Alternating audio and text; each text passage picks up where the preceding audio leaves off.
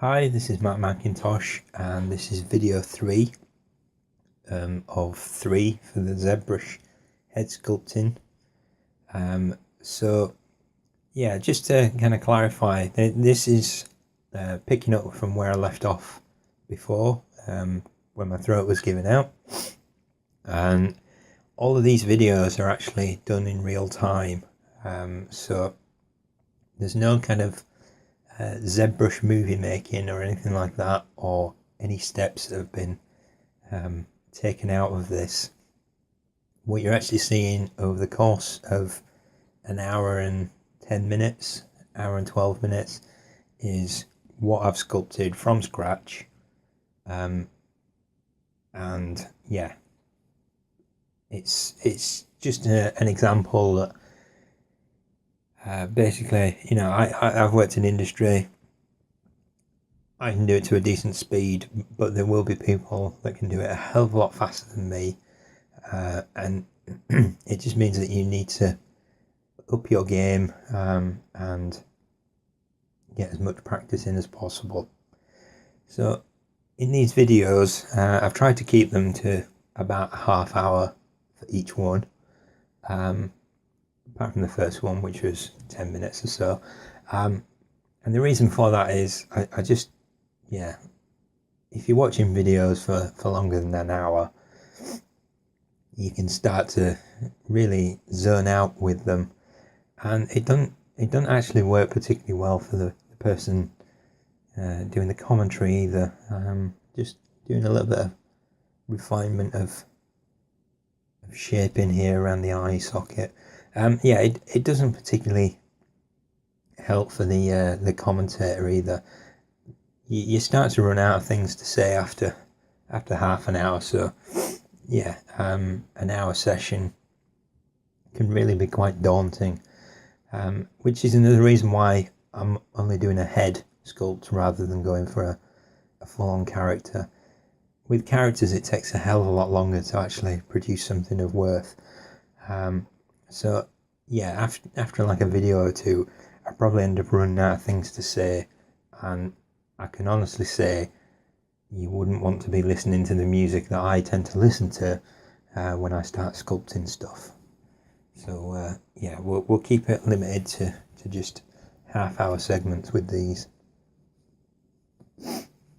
Okay, so as you can see at the moment, I'm just using the pinch tool to give a little bit of a hard edge around the eyelid on this. I'll smooth it out, and as you can see, we've got the sort of faceted edges coming back into play. But as it stands, I can cut a little bit of information into that with the damn standard tool. And the purpose of this video is to try and make this head a little bit more feminine and just refine it so that it's not quite as ugly as it currently is. I'm just going to go over the process of how I'm going to sculpt in a little bit of detail to make it a little bit more of an interesting character.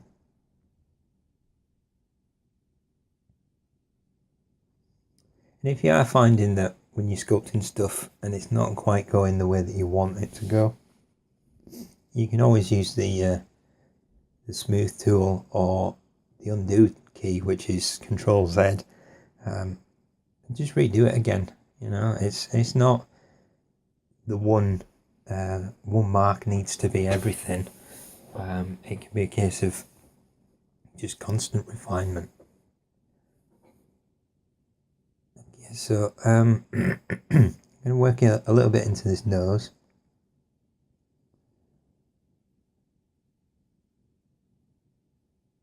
And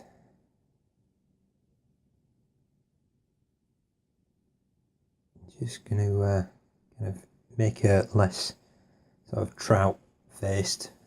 So I'm going to adjust the shape of the lips so that they're a bit more bow-like, and give the lower lips a little bit more roundness, and then plump them up by using the move tool to just pull out a bit of the information there.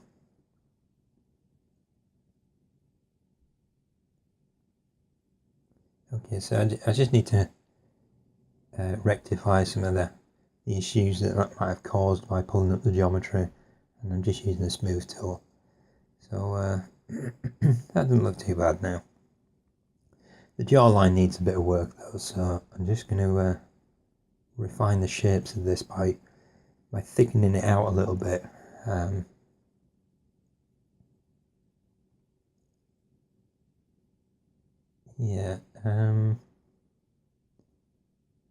Just around this jaw area here, just going to add in a bit of clay to soften it out, really. And get rid of any indentation. So as you can see there, I've kind of got this weird shape going on. I'm going to actually build the edge of a jaw and blend that into the mouth area. Just get rid of that bit there.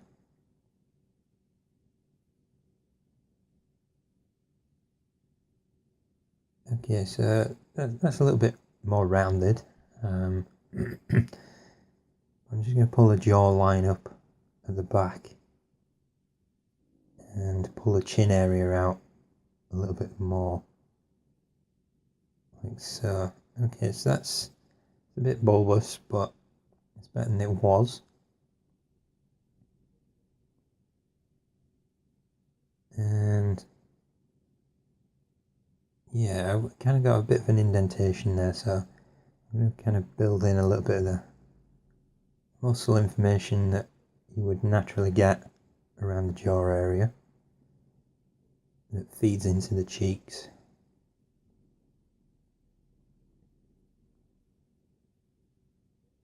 And that all kind of fits in together around the temple area as well. So yeah, we're starting to get a bit more of a feminine appearance to this character already. Not so much from the side view. So I'll just refine the neck a little bit.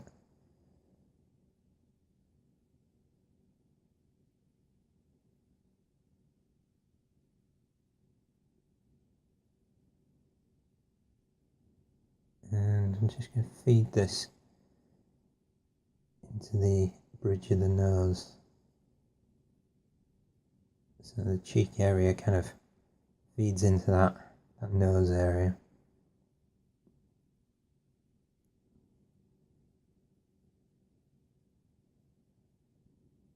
Okay, I think I need to bulk out this bottom lip a little bit more as well.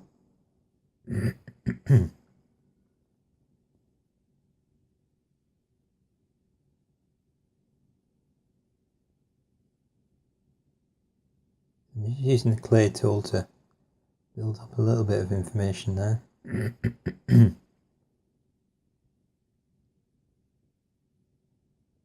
And the move tool to just refine it slightly.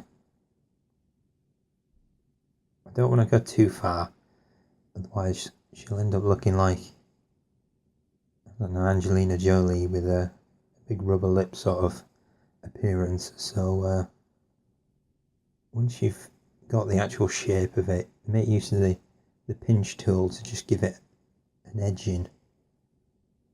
And once you've got that edging, you can use the move tool to just bulk out the shape of it. Okay. Be careful of having too much of a wonky line in that mouth shape, otherwise you'll end up with a character that looks a bit too much like the Joker. So just make sure it's a smooth, fluid line that goes through there, not too many wobbles.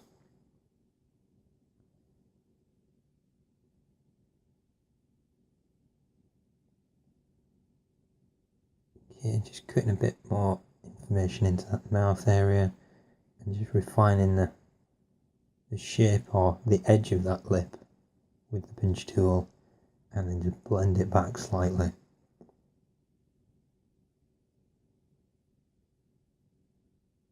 Okay.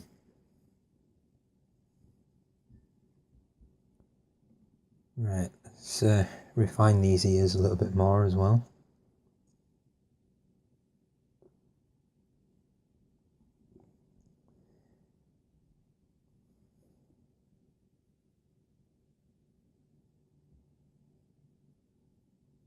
So you just need to push a little bit of the mesh back into itself to get a bit of a fold behind the ear, and you can just use the move tool to basically do that.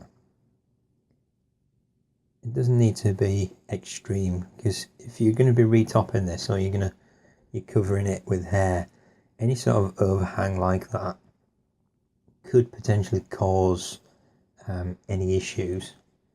And like I say, if you're covering it with hair, what's the point of putting all that detail into it if you're not going to see it?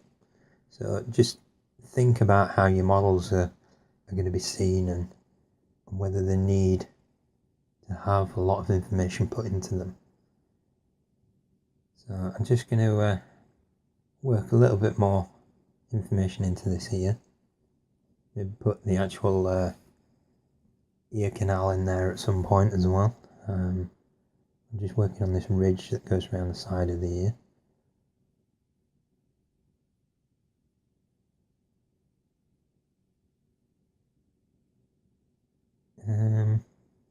I know in the last video I kind of said that I wasn't going to do too much with this area because it could be covered with clothes, or you know, it might be hidden by armor or whatever if I was to develop the character. But you know, I might as well just tidy it up a little bit more than just having that ridge there, and make it look like these two bits here are collarbones instead. So yeah, not too much work, and it's starting to take shape. Okay, blend it in to where it would actually meet.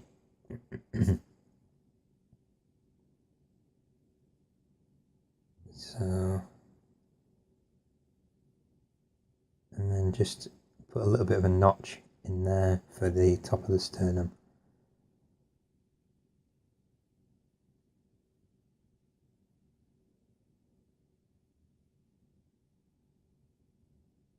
I'm going to just push this back a little bit more, so that muscle is a little bit more refined. Okay, right, back of the head's looking a little elongated, so I'll just pull that in a bit more. Same with back and neck, just a tiny bit. Starting to look quite rounded, though it's flat from that angle, so just flatten that section out and check it from a different angle, and then use the smooth tool to just blend it back in. Right, okay, so just going to get rid of these kind of lumps on the back, using a different angle to actually identify the area.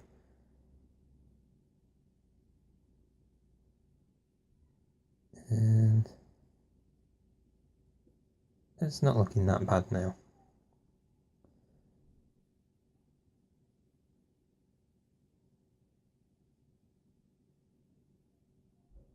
Okay, so right, let's have a look at this overall one.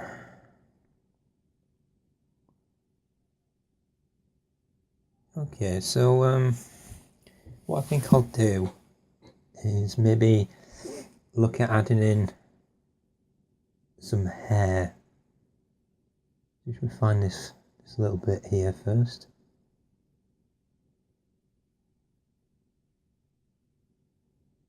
Which, yeah, cheeks are a little bit extended there, but yeah, that's okay. That's okay.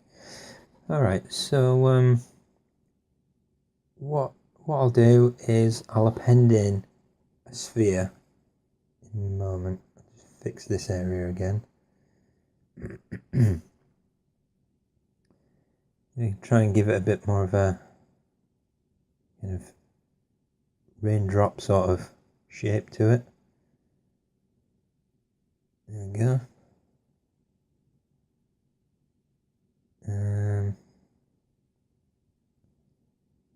Just refine the chin a little bit more. Okay. And working in that jawline. Right.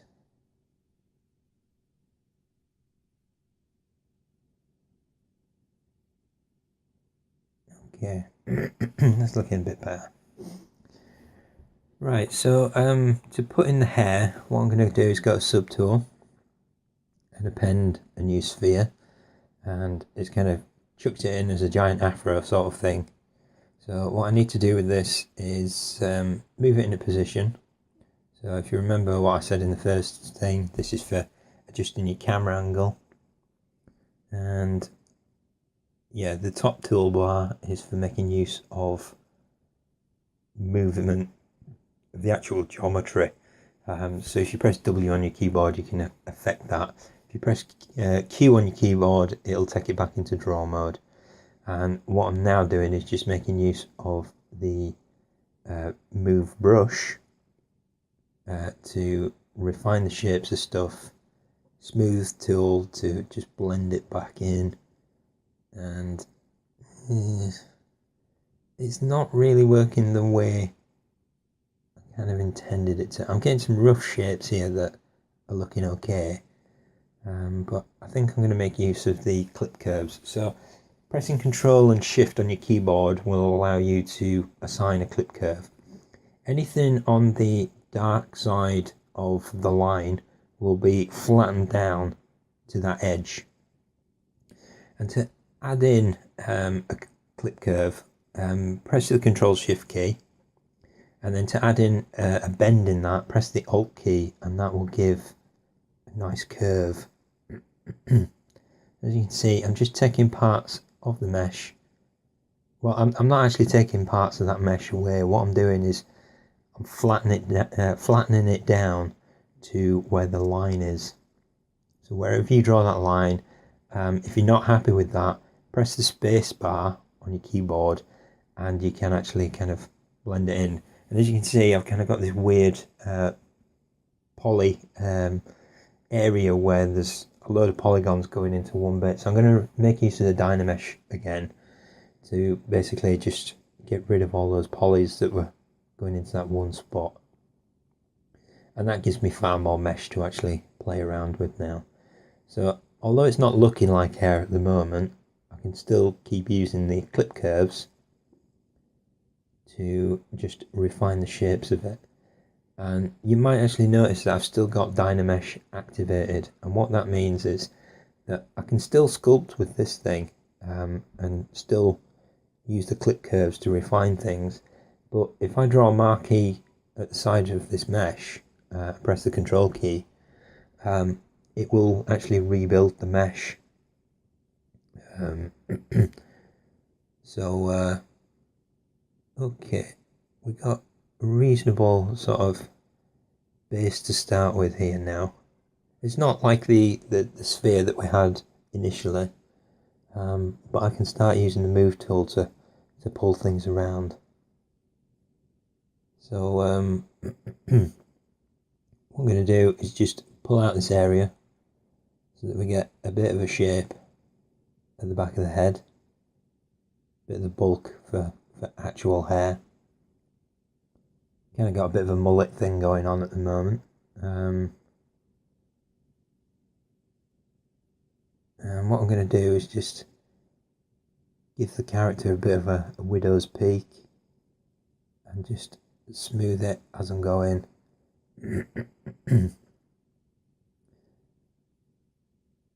Pull it down, not giving it sideburns, but giving hair around that area so that it looks like it actually blends into the head, and then refining the shape of that.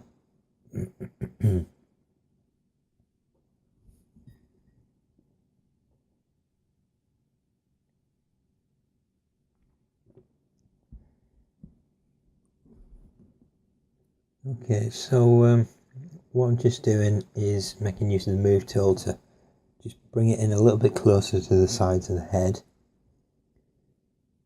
and smooth off the top part and the back. So yeah, it's still looking a bit like a mullet, so I'm going to pull this into position and maybe give the hair a bit of an appearance as though it goes over the shoulder slightly. So it's just a move tool, and you can just next to, well, at the back of the head you can definitely see that kind of faceted edging going on. So I want to get the most out of the shape before I actually rebuild this using Dynamesh, but you should see that stuff all disappear. Just going to quickly introduce you to the polish tool, H-Polish. If you are doing any sort of hard edge stuff, I know this isn't a hard edge model, but you can use the H-Polish quite effectively to smooth off surfaces. So if you've got any kind of hard edge aspirations, you can use this tool quite effectively to just flatten down areas of the surface. It's not going to play a big part in this model, but I just thought I'd kind of chuck that in there to introduce you to it. Okay, so I'm starting to get a bit of a reasonable shape with this. I'm just going to use the movement tool to refine a little bit more.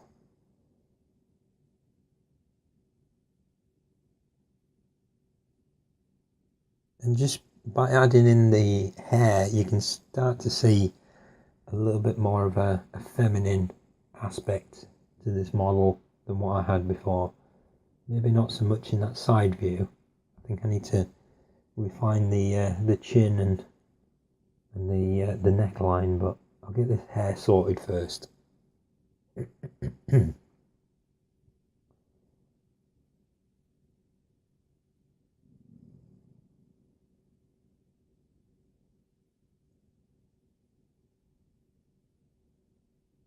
Okay, so as you just saw there, I've just rebuilt the mesh by using the control key and dragging a marquee off the model, and it's got rid of all of those faceted edges that I had before.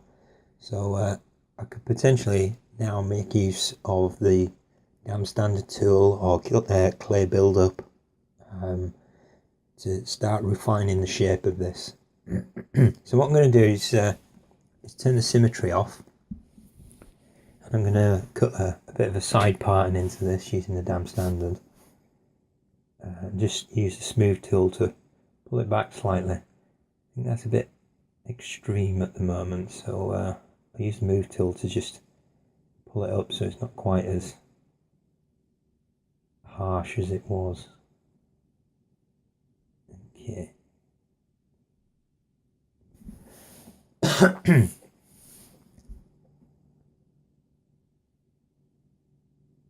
Okay, so there's a bit of a rough shape to it there.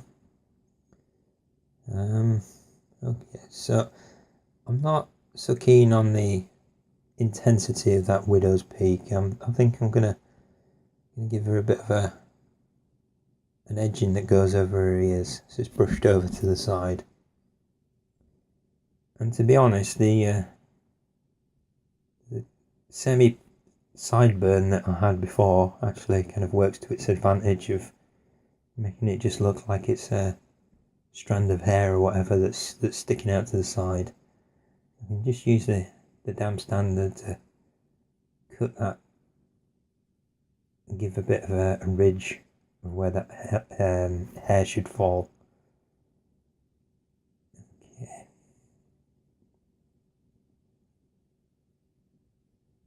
Right, so what I'm going to do now is I'm going to make use of the clay build-up tool, just get a few of these last bits so that we haven't got weird shapes going on. I'm just going to start cutting a little bit of definition for the hair. Okay, so yeah, you can use a thing called lazy mouse, which will allow you to make smooth motions for any brush that you've got. And what you'll see is as you start moving your brush, you'll get like this streaking red line. What it allows the computer to do is take the information that you're trying to create into account, and then it will delay the actual progression of that brush. But what I'm going to do is just swap over to clay build-up, and yeah, as you can see, lazy mouse will allow me to increase the length of the brush stroke. So at the moment that's a bit low, so I'm just gonna, as you can see, you're getting that little bit of a streak behind it, and that's indicating where your mouse has moved and then where the brush has followed. And what that's trying to do is just smooth out the overall evenness of your brush. So I'm just using this clay build-up to try and give a rough indication of where the hair would fall. And I'm not too worried that it's kind of leaving a bit of a faceted edge, you know, this sort of ridging that goes across it, because I can use my smooth tool to just blend that out. But what it is good at doing is just layering up certain aspects, so that you can get some definition there.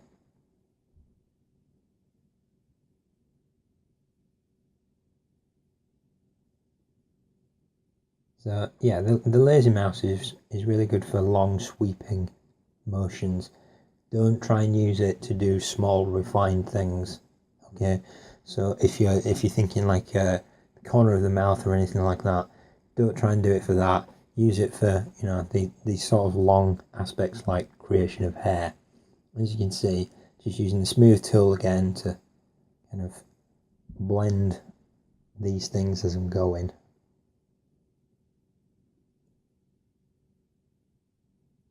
Put a bit of variation in the angles that these hair lines are coming down.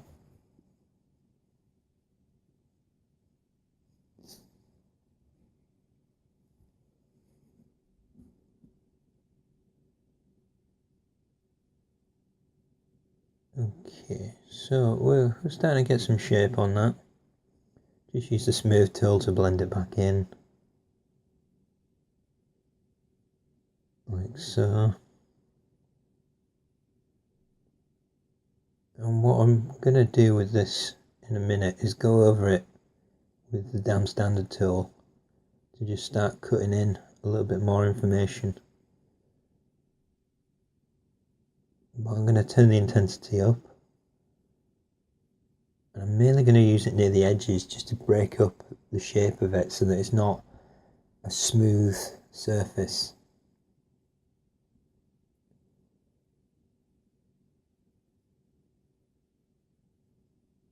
I'm not too fussed about the kind of, you know, consistency of this. I just want to get kind of roughness aspect into it.